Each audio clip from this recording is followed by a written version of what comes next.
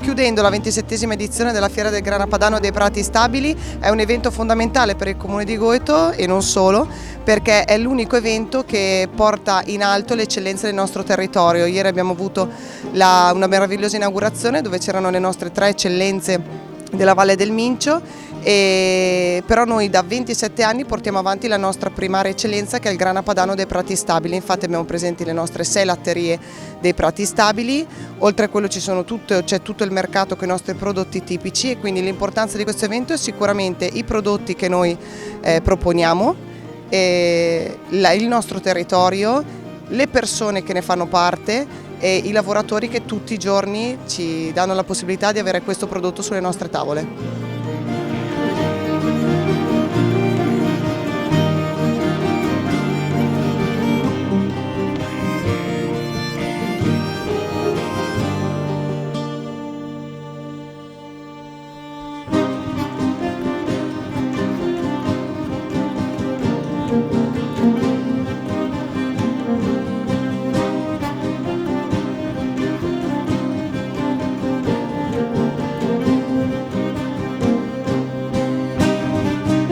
Siamo qua alla Fiera del Grana di Goito per portare un pezzo di Medioevo in questa fiera.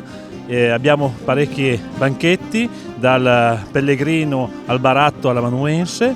Inoltre abbiamo come avete detto di me, il banchetto delle armi per spiegare le armi e le armature del tempo.